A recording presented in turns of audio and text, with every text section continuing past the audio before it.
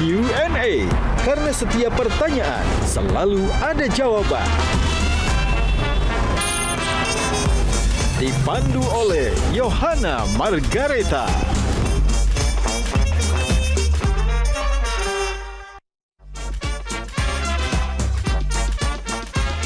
Panelis kita hari ini.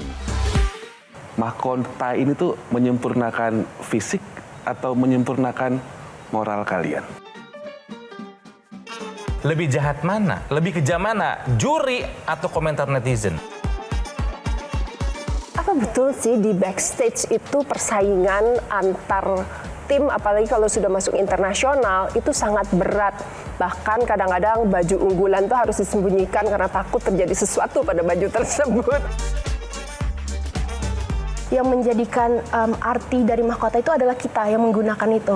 The skill unlock itu justru membuat kita menjadi seseorang yang baru, dan bukan seseorang yang baru sih, sebenarnya seseorang yang lebih baik dari sebelumnya. Ketika kita dimahkotain, itu ada sedikit kayak, bukan beban ya, tapi kayak motivasi. Jangan sampai dimahkotain terus nothing change gitu. Good evening Indonesia. Selamat datang di panggung Q&A, di mana kecantikan, kecerdasan, dan purpose bertemu. Dan malam hari ini kita akan kedatangan 4 sosok perempuan luar biasa yang bukan hanya membawa mahkota, tapi juga membawa cerita, perjuangan, dan pengaruh yang sangat menginspirasi. So that, ladies and gentlemen, please welcome Miss Indonesia 2024 and Top 40, Miss World 2025, Monica Keisha Sembiring.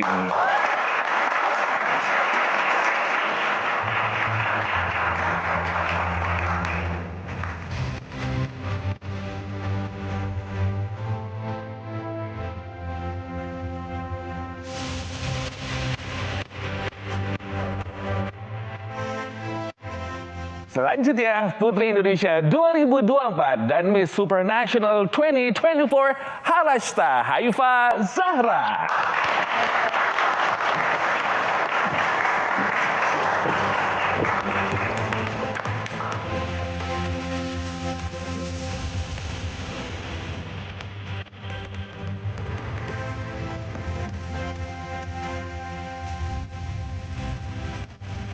And of course, the one and only Miss International 2017, Kevin Liliana.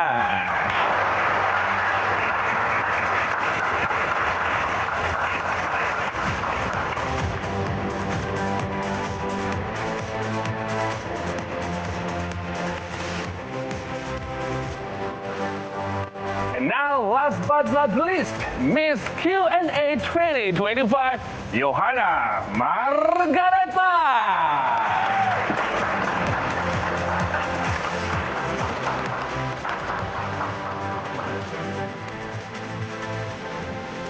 Oh, Gitu nggak sih? gitu banget. Tepuk tangan untuk Mr. Q&A Robby Purba.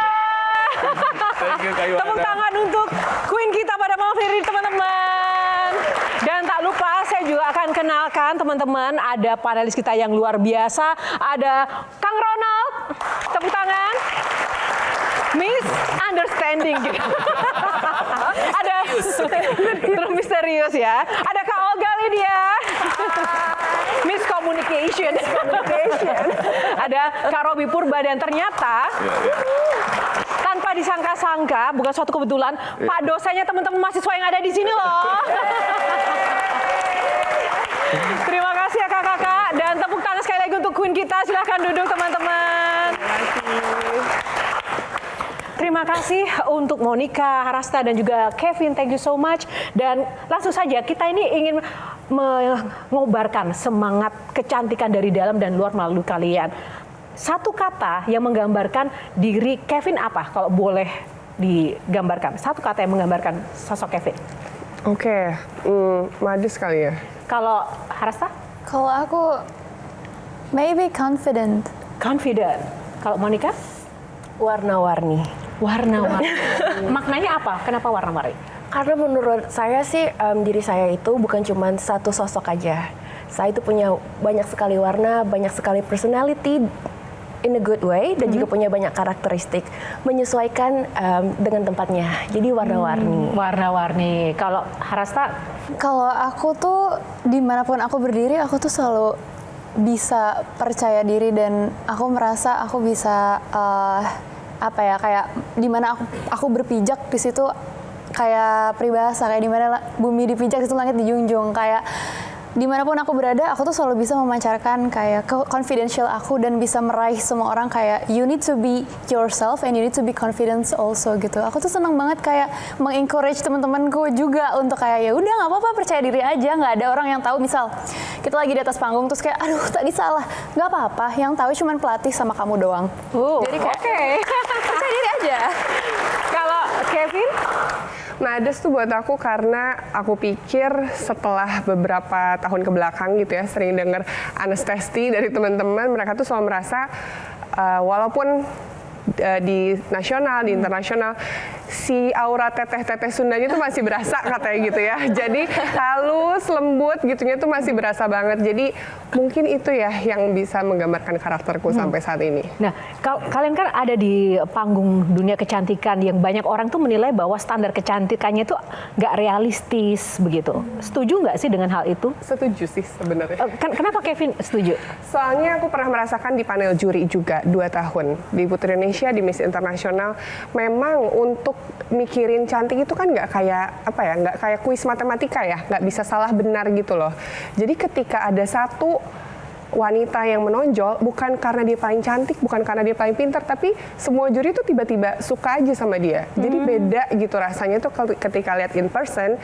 Semua juri, mau itu 7 orang, 9 orang, 11 orang, sampai ke 13 orang, kalau udah ngerasa dia pemenangnya, dia kayak paling cantik sendiri, walaupun kita nggak bisa pakai kata-kata ya gitu, alasan cantiknya tuh apa gitu. Jadi walaupun mungkin fisiknya secantik apapun, tapi kalau mungkin tidak ring the bell dari hati jurinya, Betul. itu juga nggak dapet ya. Mungkin sebenarnya karena sometimes tuh there is a vibes atau aura yang kayak bisa kita pancarkan ketika kayak, wih aura dia beda nih.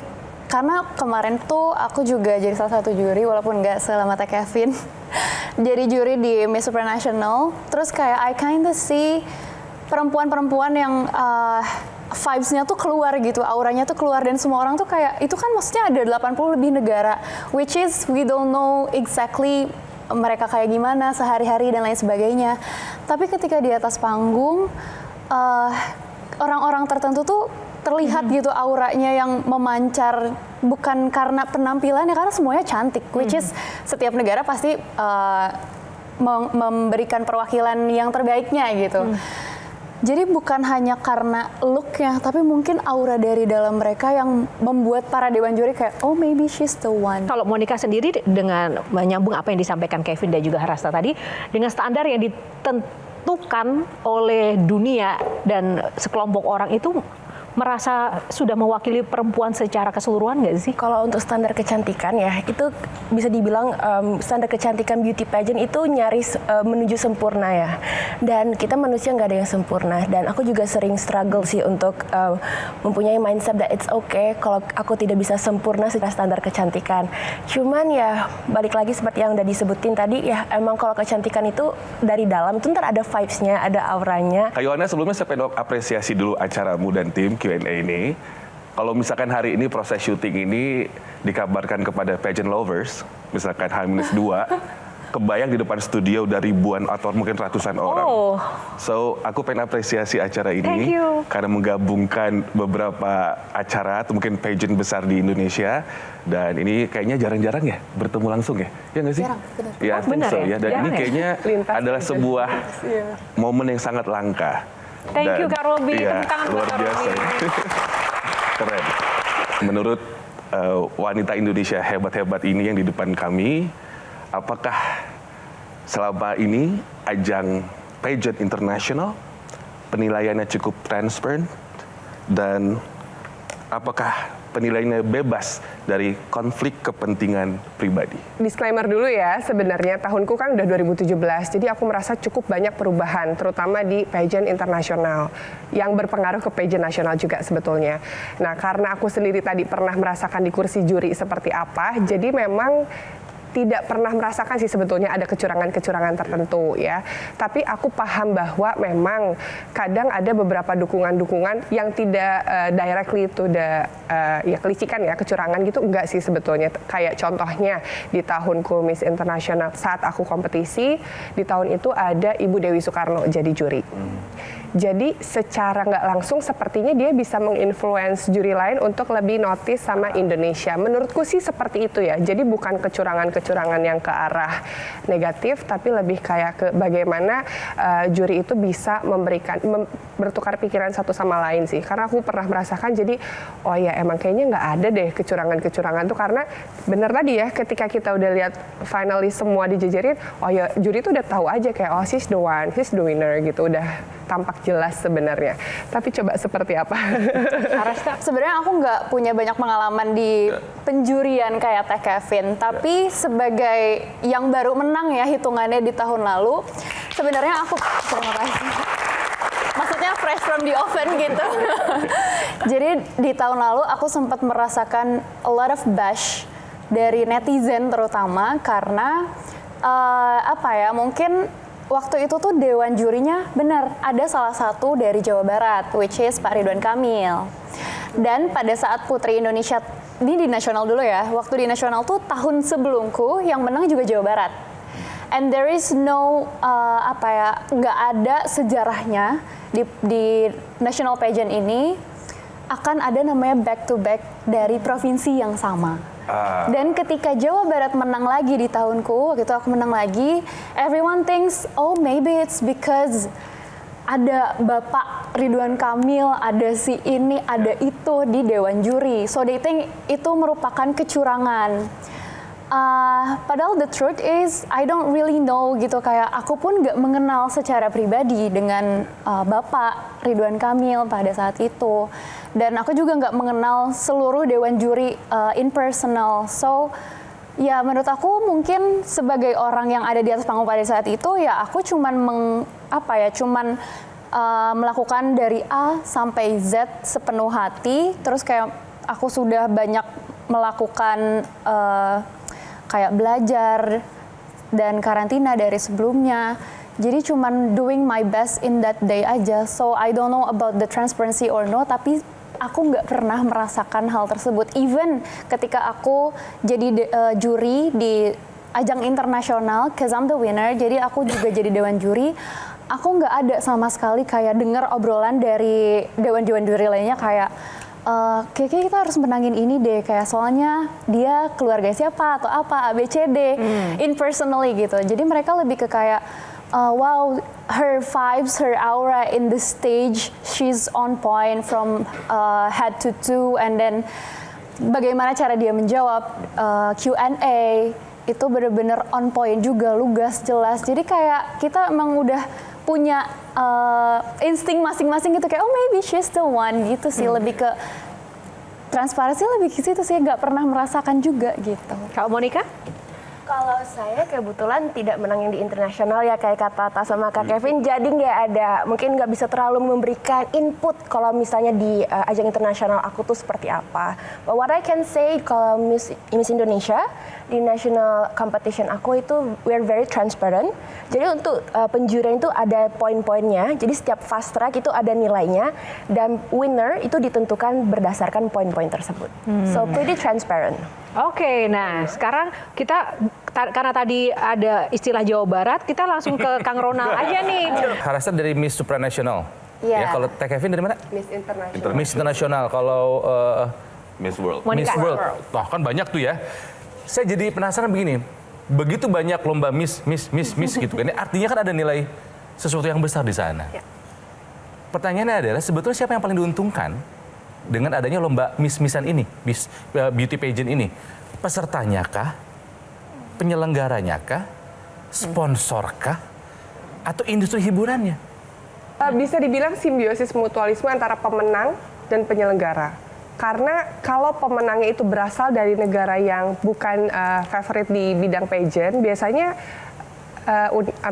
organisasinya juga agak bisa dibilang mohon maaf anyep ya gitu. Iya redup. Tapi kalau misalnya yang menangnya itu dari negara-negara favorit pageant, biasanya organisasinya itu naik banget sih. Kayak waktu di Indonesia, pemenang pertama dari Indonesia di ajang internasional, itu ajangnya langsung naik banget, hits banget di Indonesia. Gitu. Jadi pesertanya dapat keuntungan, penyelenggaranya juga dapat. Pemenangnya sih. Pemenang itu artinya dalam artian personalnya atau personalnya. Ya, karena dia dapat platform yang bisa membesarkan nama dia. 1 tahun tuh ibaratnya dikasih kegiatan yang bisa buat portofolio dia lah ibaratnya ya. Itu baik untuk dia menaikkan value dia segala macam. Nah, cuma sayangnya kalau tadi datang pemenangnya bukan dari negara yang favorit di dunia pageant, kayak kalau sepak bola kan ada negara-negara yang menonjol tuh, pageant juga ada negara-negara yang menonjol. Kalau muncul dari negara yang tidak menonjol, biasanya supportnya tuh nggak maksimal dari masyarakatnya. Indonesia termasuk yang menonjol atau tidak? Menonjol. Yang menonjol. Anda akan memilih menjadi menteri apa dan mengapa? Terima kasih atas pertanyaannya Kak Robi. 60 detik dari sekarang. Yang saya janjikan adalah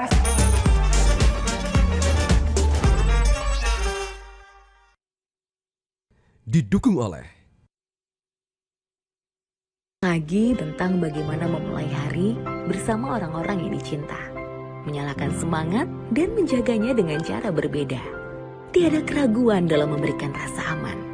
Kami selalu punya solusi untuk meringankan beban.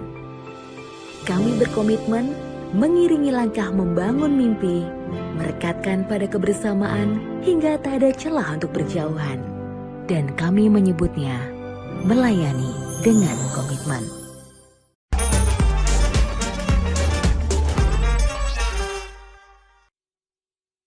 didukung oleh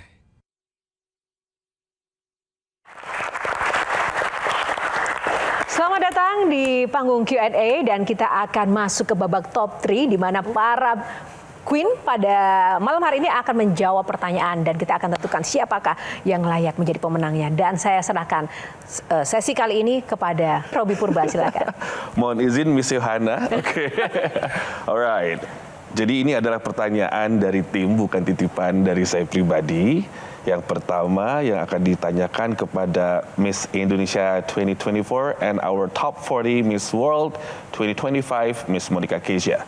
Tepuk tangan dulu dong. Monica silakan maju. Miss Monica, you've got 60 seconds 60 seconds, okay. to answer the question. Okay. The question is, jika Anda diberikan pilihan, Anda akan memilih menjadi menteri apa dan mengapa? 60 seconds starts from now. Baik, izinkan saya menjawab dalam bahasa Inggris. If I had the opportunity to pick to be just one minister, I would like to be the Minister of Education. As a child, I was so fortunate to grow up in a family who believes in the importance of education. My dad is a doctor and my mom is an engineer. And me right now, I'm an engineer, I'm a banker, Miss Indonesia and also a host. And I got to this point because of education. I got to this very platform, I get to utilize it also because of education. But I know that not everyone is as fortunate as I am. A lot of kids out there, they don't get to have the chance of proper education and it really breaks my heart. So I believe when I become the Minister of Education, I can empower, challenge, and also inspire them to learn and to get the better education that they deserve. Thank you. Silakan duduk kembali. Please have a seat. Wow, 60 detik baru berakhir ya. Oh anyway, kita punya 2 juri di sini, juri internasional ya. Kak Yohana sudah hadir di sini akan menilai jawaban dari our top 3. And next, I'd like to welcome Putri Indonesia 2024 and our Miss Supranational 2024, Harashta Haifa Zahara, please. Go.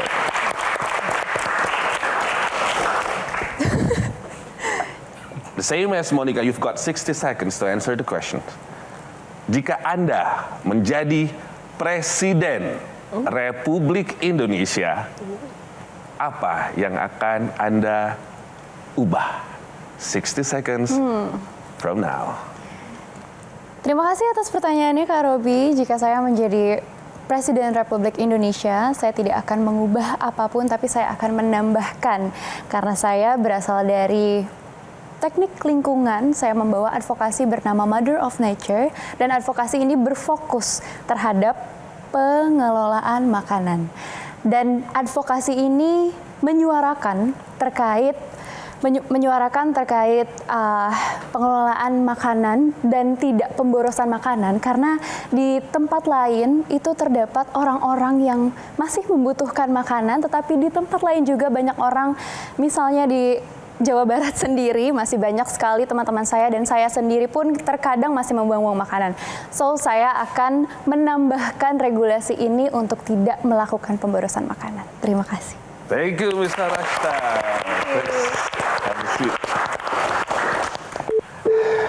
Okay, and now please welcome Miss International 2017, Kevin Liliana. Oke. Ini harus dipanasin dulu nih, 8 tahun soalnya. Okay, Miss Kevin, you've got 60 seconds. Jika Anda menjadi wakil rakyat, Oke. apa yang akan Anda janjikan kepada konstituen Anda? Oke. 60 detik dari sekarang. Yang saya janjikan adalah sebuah platform yang bisa dengan mudah digapai oleh masyarakat secara luas untuk menyampaikan suaranya. Karena negara kita adalah negara demokrasi dan saya rasa sejauh ini masyarakat masih memiliki keterbatasan untuk menyuarakan apa yang mereka keluhkan, apa yang mereka butuhkan di daerahnya masing-masing, terutama di beberapa pelosok. Dan tentunya platform ini bisa saya gunakan juga untuk sebagai media penyambung lidah antara masyarakat, pemerintah daerah, masyarakat, atau langsung ke Presiden Republik Indonesia. Kurang lebih seperti itu. Terima kasih. Tunggu, kita harus nilai dulu tadi. Nilai dulu. Oke, Kak Olga, silahkan dari ketiganya dinilai. Jawabannya sih hebat ya, mengingat baru pertama kali dengar, kemudian langsung bisa menjawab dengan cepat gitu ya, dan jawabannya bagus-bagus. Cuma mungkin Keisha ya. Keisha. Oke. Vote for Keisha. Kalau Kang Ronald? Saya suka juga dengan jawaban dari Keisha soal pendidikan. Karena bagi saya bagi saya ada dua ya sebetulnya basic sebuah negara tuh pendidikan sama kesehatan. Karena mau ngapa-ngapain tuh orang harus sehat dulu, harus pintar dulu. Yeah. So basic kamu ke pendidikan, I salute you. Oke, Keisha lagi. Kalau Robi? Saya suka ketiga jawaban mereka masing-masing. Bagus. Tapi permasalahannya kalau saya jawab Keisha, kebetulan Keisha adalah student saya juga di public speaking kelas saya. Ya kayaknya. Cuman saya mendapatkan point of view baru dari dua yang lainnya. Dan saya bangga, pertama begini teman-teman yang saya banggakan, senior-senior tercinta. Pertanyaan ini sama sekali gak kita bocorin. Pada saat home break pun gak kita bocorin. Jadi teman-teman yang di rumah nonton, menyaksikan, pageant lovers, saya pribadi nggak ngasih tahu mereka pertanyaannya. So whether it is best or not the best, mereka menjawab dengan hati mereka, itu yang terpenting sih Kak. Oh.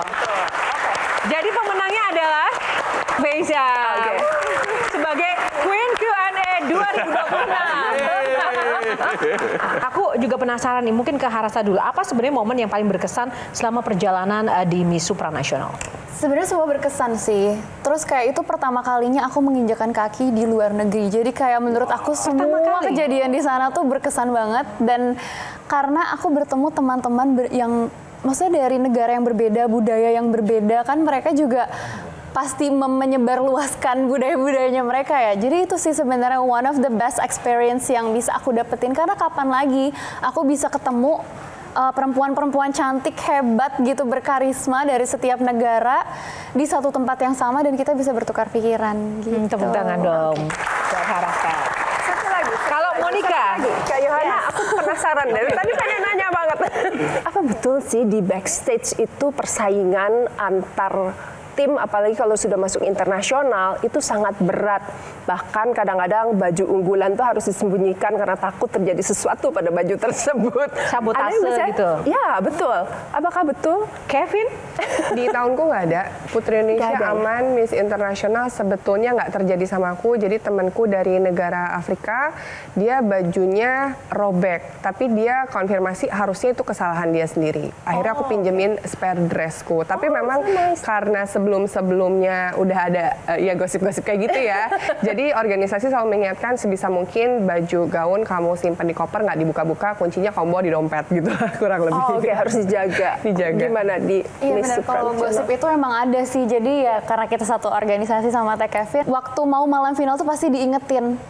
Kunci rapat-rapat kopernya, jangan sampai ada orang yang lihat dan jangan sampai ada orang yang ambil. Sebegitunya ya? Sebegitunya. Cuman di aku sendiri tuh nggak pernah gitu merasakan ada yang namanya sabotase lah, atau yang nyuri gaun, gunting gaun, atau apapun, nggak pernah. Saat tampil di Miss World 2025, ada pengalaman-pengalaman seperti itu nggak yang dilihat? Walaupun mungkin tidak mengalami, tapi apa yang tidak terlupakan dari ajang itu?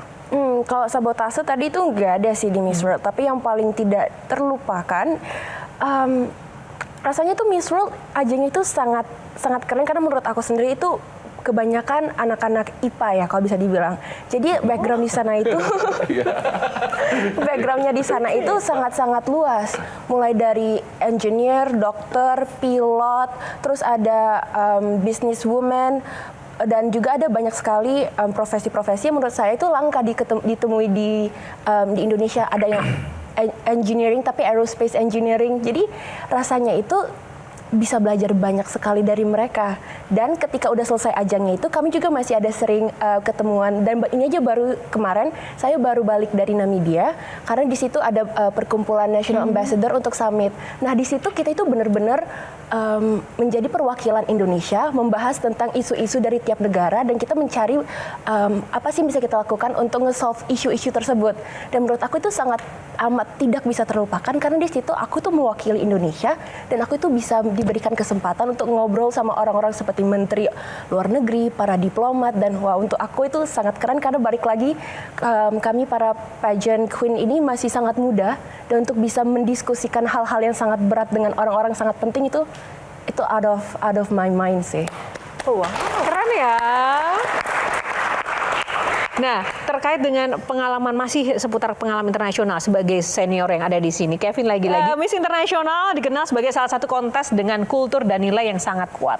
Apa sih sebenarnya perbedaan yang paling mendasar dan yang terasa dari sisi kultur, standar, dan tuntutan kompetisi dibandingkan mungkin kompetisi yang lain? Tuntutan kompetisi dulu ya. Memang beda banget ketika di nasional dan di internasional. Di Putri Indonesia justru kompetisinya lebih berasa karena banyak kayak motion challenge, kemudian penjurian gitu ya. Pokoknya banyak sesi-sesi yang beneran merasa ini kompetisi.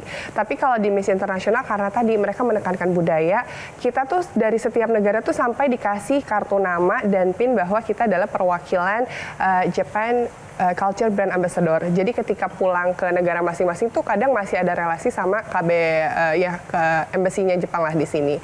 Kemudian di sana juga kegiatan-kegiatannya fokus untuk menekankan kayak memperkenalkan budaya Jepang. Kalau karantina kan biasanya ada latihan dance buat malam final gitu ya.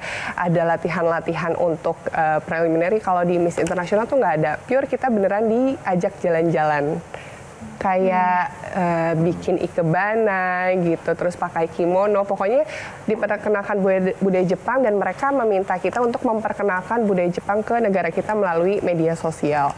Gitu yang berasa tuh sih. Keren ya? Seru ya?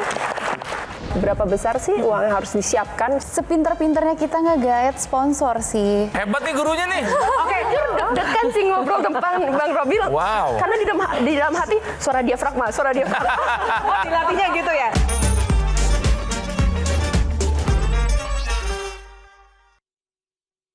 Didukung oleh kami dilahirkan untuk menjadi besar tanpa melupakan akar. Untuk menjadi yang terdepan tanpa melupakan arti kemanusiaan. Untuk memberikan arti tentang dedikasi dalam memaknai hidup dan mewujudkan mimpi. Karena komitmen adalah segalanya bagi kami.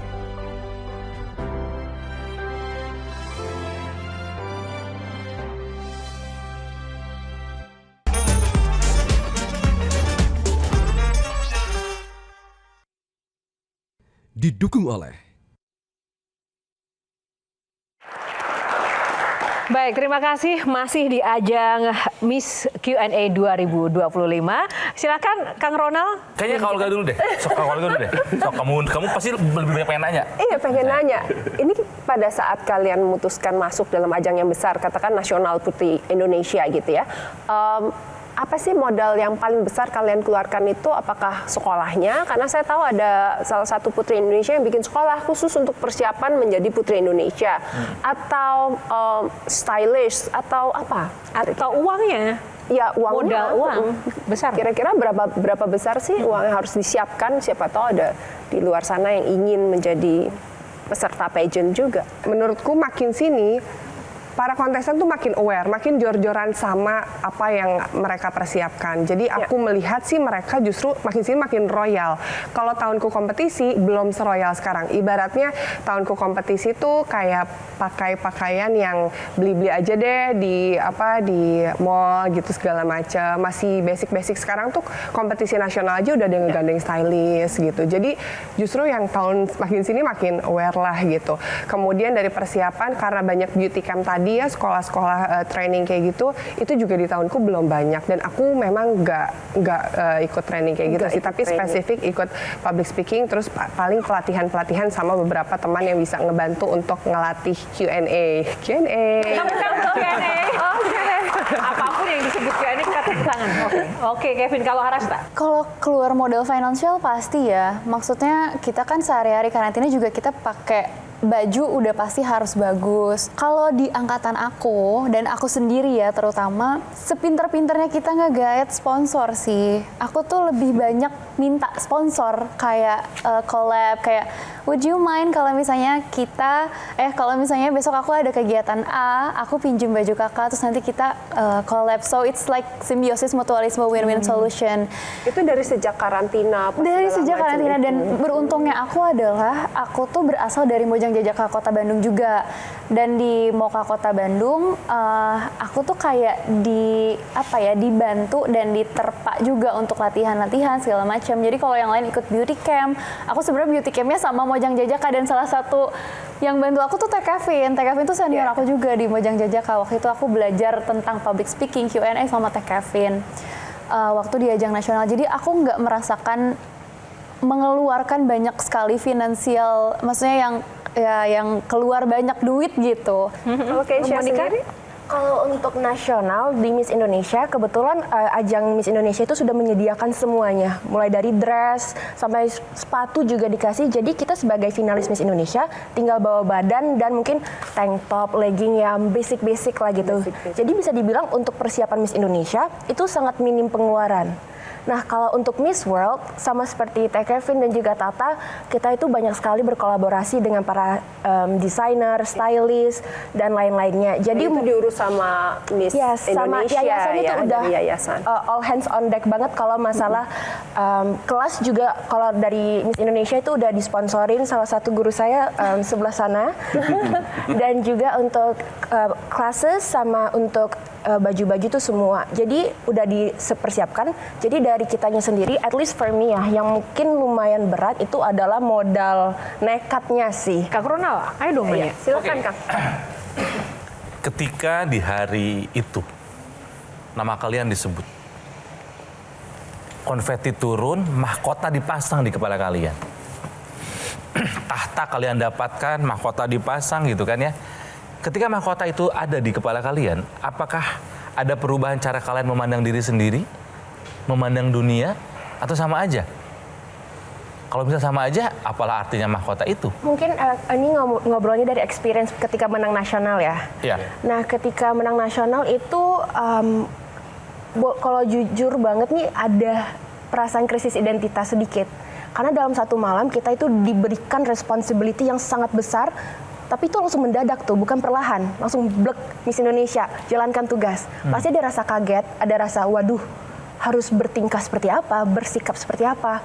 Tapi kalau misalnya udah balik lagi menyendiri, itu tetap memandang diri sebagai Monica Kezia, cewek yang dulu aku kenal seperti ini. Tapi ya seperti yang Bang Robi udah bilang tadi, harus ada alter ego ketika sudah di atas panggung. Tapi simply that, menurut aku sih nothing change much. Dan kalau tadi pertanyaannya adalah kalau begitu makna apa yang diberikan mahkota itu kepada kita? Nah, menurut aku sendiri justru kita yang memberikan makna kepada mahkota tersebut. Karena at the end of the day mahkota hanyalah mahkota. Yang menjadikan arti dari mahkota itu adalah kita yang menggunakan itu. Kalau di Miss Indonesia itu kita harus menggunakan mahkota kita itu bukan untuk mempercantik diri, tapi untuk we need to make sure that our presence itu membawa dampak yang luar biasa kepada orang-orang sekitar kita. Balik lagi, bukan mahkota yang memberikan dampak ke Monica, tapi Monica yang memberikan dampak kepada mahkotanya. Love it. Wow. Ini muridnya Robby Purba ya? Hebat nih gurunya nih. Oke, deg-degan sih ngobrol tentang Bang Robby. Wow. Karena di dalam hati suara diafragma. Oh, dilatihnya gitu ya. Oke, sebelum kita jeda, satu pertanyaan dari Bang Robby tapi dijawab seusai jeda. Oke. Apa, Bang Robby? Jadi kita tuh mengenal sebuah konsep cantik itu sebenarnya dari masa atau dari zaman Romawi ya, lalu disempurnakan dalam masa atau zaman Yunani kuno. Di Yunani kuno ada namanya konsep kalagatia. Jadi bahwa cantik itu tidak hanya moral, tidak hanya fisik tetapi juga moral.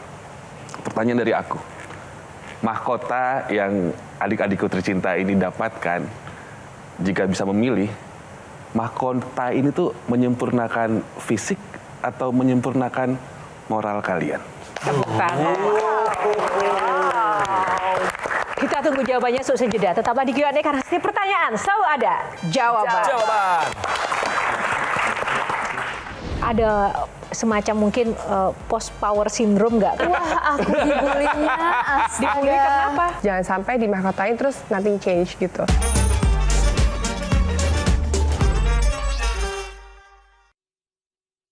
Didukung oleh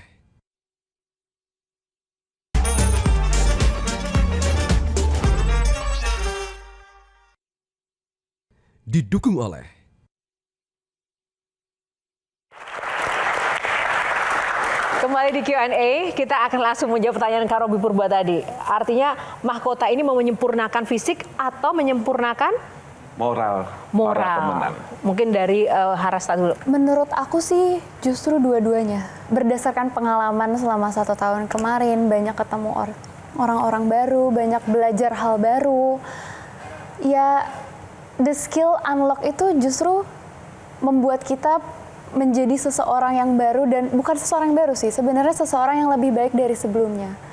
Makanya kenapa aku merasa mahkota ini justru mengubah bagaimana cara kita berbicara, mengubah bagaimana cara kita berpenampilan, mengubah bagaimana kita bisa menempatkan diri di setiap tempat, dan mengubah bagaimana cara kita bertemu dengan orang-orang gitu. Makanya aku selalu bilang mahkota ini sebenarnya membantu aku bukan hanya berubah secara fisik tapi juga secara hati dan secara moral. Kau, Kevin? Aku bisa bilang aku lebih prefer ke moral. Kenapa? Karena mirip-mirip sama yang tadi sampaikan Skezia, bahwa ketika kita dimahkotain itu ada sedikit kayak bukan beban ya, tapi kayak motivasi supaya ini mahkota tuh bisa menjadi fungsi baru untuk diri aku pribadi gitu. Karena jangan sampai dimahkotain terus nothing change gitu. Makanya ketika dimahkotain aku justru sibuk memikirkan apa yang harus aku lakukan dengan mahkota atau titel baru ini. Karena sebenarnya kan mahkota itu akan di handover ke pemenang selanjutnya gitu. Jadi justru bekal yang harus aku bawa itu yang lasting ya moral gitu. Yang bisa berdampak untuk masyarakat lebih banyak, yang bisa bermanfaat dan bisa menambahkan value dari diri aku sendiri. Nah, tapi ketika sudah tidak memiliki mahkota secara resmi ya, karena harus di handover itu, ada semacam mungkin post power syndrome nggak, kan biasanya menjadi pusat perhatian ya nggak, menjadi pusat perhatian, terus akhirnya ya udah menjadi biasa lagi kehidupannya. Itu ada perasaan seperti apa kalau Monica? Kalau mengenai menjadi pusat perhatian itu tentunya ada sedikit penurunan ya, karena pasti perhatiannya akan berganti ke penerusnya Monica. Dan jujur I like it because pada asalnya itu Monica itu bukan orang yang suka jadi spotlight. Berarti ketika kamu berada di panggung Queen ini banyak hal yang sebenarnya bertentangan dengan diri kamu yang sesungguhnya kan? Oke, itu mungkin next episode kali ya, karena panjang gitu. Tapi kalau bisa dijawab, iya satu aja. Karena kalau dilihat berarti kan kamu termasuk introvert, right? Very much ya. Berarti memang kalau tampil di panggung itu belum tentu itu orang-orang extrovert ya? Aku pun introvert, Kayu. Itu aku nggak percaya sih. Nggak percaya? Jadi pas karantina Miss Indonesia itu ada pembekalan dari Bang Robby, dan ini selalu aku jelasin, aku selalu share ke orang-orang yang aku temuin. Bang Robby itu ngajarin yang namanya alter ego. Jadi kalau misalnya di panggung itu udah harus punya persona sendiri, maksud backstage langsung lepas, nggak ada yang peduli. Dan itu yang Monica lakukan. Kalau di backstage bisa di pojokan menyendiri atau mungkin pasang headphone biar nggak diajak ngobrol. Tapi kalau misalnya udah di atas panggung, udah ada kamera, Monica harus langsung berubah menjadi orang yang paling bubbly, orang yang paling inspiratif dan lain-lain. Bukan fake, tapi hanya kita belajar untuk nge-shift. Personality sebetulnya udah kita punyain. Habis itu kita enhance dan kemudian kita belajar nih alter ego yang mana harus ditempatkan di tempat yang mana. Lebih jahat mana? Lebih kejam mana? Juri atau komentar netizen? Komentar netizen. Komentar netizen. Kenapa Harasta? Kenapa? Kamu punya pengalaman apa? Wah, aku dibulinya. Dibully kenapa? Waktu malam final itu salah satunya karena aku dianggap gak layak karena iya waktu itu Jabar back to back terus dating itu ada yang lebih layak dari aku. Terus waktu itu karena aku memang pada saat karantina itu kan karantina Putri Indonesia itu parah, maksudnya kompetisinya banyak banget kan. Ada salah satu kompetisi namanya Motion Challenge, jadi itu kayak kita mengeluarkan pendapat. Dan pada saat itu aku bukan gagal tapi jawabanku tuh muter-muter. Dan pada saat itu tuh orang-orang kayak kecewa gitu sama aku dan kayak enggak dia nggak mungkin menang, tapi at the end ternyata malam final aku menang. Terus udah gitu ada Bapak RK kan, jadi kayak orang-orang tuh mikir ya mungkin dia curang segala macam, iya ada campur tangannya, mungkin dia bayar apa segala macam. Dan itu pun terjadi pada saat di supranasional, di internasional, di ajang yang di Polandia itu terjadi lagi. Aku dapat bash dari negara lain bahkan bukan dari negara sendiri. Ya kalau di negara lain mah nggak apa-apa, dari negara kita ada nggak waktu itu? Ada banget, Ya Allah. ada banget. Terus gimana situasi mental dan psikologi kamu? Bagaimana kamu mengatasi itu? Waktu itu kan harusnya aku menjadi seseorang yang paling senang dan berbahagia ya di malam itu. Aku bahagia, cuman ketika aku buka handphone tuh aku bener-bener drop banget sih, bener-bener di dalam satu malam itu aku nangis. Aduh, kok aku jadi melo lagi. Waktu itu aku nangis, namun manusiawi ya. Ketika kita, maksudnya nggak pernah dapat perhatian sebanyak itu, dan ketika kita dapat perhatian tuh orang-orang malah mencela gitu, bukannya mendukung ataupun mensupport. Jadi waktu itu aku nangis, terus untungnya aku ada mamah dan ada teman-teman dari Putri Indonesia juga timnya yang kayak bilang nggak apa-apa, itu memang kadang terjadi di setiap tahun. Maksudnya mereka nggak tahu apa yang terjadi di belakang layar. Udah kamu nggak usah buka HP. Mereka cuma lihat apa yang ingin mereka lihat atau apa yang kita tonjolkan di sosial media dan lain sebagainya. Jadi kayak kamu fokus aja untuk belajar lagi. Karena kan abis dari situ mau ke ajang internasional kan.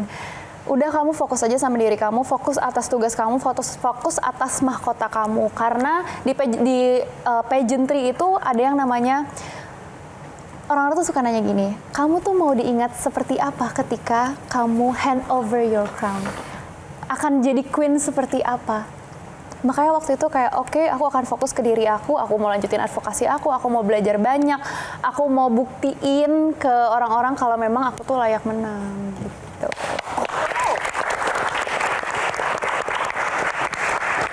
Oke, karena waktu kita terbatas, luar biasa pengalamannya untuk Harasta. Tapi satu lagi, ada yang mengalami kurang lebih seperti Harasta, mendapat tekanan publik sendiri dan itu berpengaruh. Apalagi sekarang dunia media sosial, dunia internet luar biasa banget. Itu menguntungkan atau membuntungkan kalau mungkin bagi Kevin atau mungkin Monica. Monica dulu. Kalau Monica sendiri ada sih ngenerima hate. Mulai dari fisik, itu banyak banget. Fisik maksudnya? Yes, dari fisiknya aku. Netizen itu ngerasa kurang nih untuk sebagai pemenang, kurang nih untuk mewakilkan Indonesia, dan banyak juga hate komen lain ketika lagi bertanding di Miss World. Nah tapi at the end of the day, Monica nggak bisa ngontrol apa yang mereka omongin. Semua orang punya freedom of speech dan mereka terserah mau ngetik apa di kolom komentar, itu ya udah. Tapi apa yang bisa Monica lakukan adalah belajar bereaksi dengan lebih baik. Monica punya pilihan untuk tidak membaca, Monica punya pilihan untuk mengabaikan, and that's what I did. Karena Monica itu sempat di titik yang sangat rendah, karena mau tiap hari pun Monica bilang, it don't bother me, tapi ketika diterima setiap hari hate comment tersebut, lama-kelamaan itu kena ke psikologinya Monica ya. Dan keluarga juga sudah sampai bilang, udah Monica, you need to see a therapist gitu, you're not doing fine gitu kan. But ya, at the end of the day, belajar sendiri, untuk diri sendiri, bereaksi dengan baik kepada komen-komen netizen yang sangat tajam tersebut, dan akhirnya ketika sudah membuktikan kepada mereka di Miss World kalau Monica itu bisa, akhirnya mereka berubah dari haters ke lovers gitu, which is ya udahlah. Cool. Kalau Kevin mungkin pesan bagi teman-teman yang di dunia pageant atau teman-teman muda di luar sana, bagaimana sih harus menyikapi dunia digital agar kemudian tidak berpengaruh pada mental dan tujuan murni kita sebagai seorang pribadi yang sebenarnya ingin menginspirasi? Oke, sebetulnya kita nggak pernah bisa ngontrol apa yang orang lain pikirkan dan apa yang orang lain sampaikan sama kita, tapi gimana kita interact towards them gitu. Jadi usahakan kalau memang sudah terasa overwhelmed, baiknya take a break, lakukan sesuatu yang bisa menenangkan diri gitu, karena sebetulnya kita bisa memilah apa yang harus dilihat oleh para netizen itu kan. Mereka cuma melihat dari sosial media. In real life kita sendiri yang tahu. Jadi coba nikmati kehidupan nyatanya gitu, kalau misalnya memang udah mulai overwhelmed sama sosmed dan mereka cuma melihat sebagian dari diri kita, so tetap keep going on proses. Kalau misalnya emang dirasa ada goals yang harus dicapai, lebih baik fokus terhadap goals itu daripada terhadap kritik-kritik yang justru bukan membangun tapi menjatuhkan. Tepuk tangan sekali lagi untuk para panelis. Sayang sekali waktu kita terbatas, tapi semoga malam ini menjadi sebuah inspirasi yang luar biasa melalui 3 bintang tamu kita. Tepuk tangan untuk Kevin, Arasta, dan juga Keisa. Dan untuk teman-teman mahasiswa, terima kasih gengsi kita malam ini. Dan tentu saja pemirsa, demikianlah episode kali ini Q&A. Semoga mendapat memberikan inspirasi dan juga menambah pengetahuan Anda. Dan bagi Anda yang saat dimanapun berada, terus saksikan Q&A setiap hari minggunya. Dan terima kasih atas kebersamaan selama ini. Saya Yohana Margarita undur diri mewakili tim yang bertugas. Sampai jumpa di Q&A selanjutnya, karena setiap pertanyaan selalu ada jawaban. Terima kasih.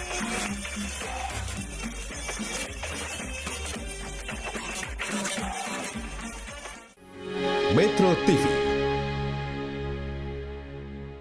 Jelajahi cara baru mendapatkan informasi. Download Metro TV Extend sekarang.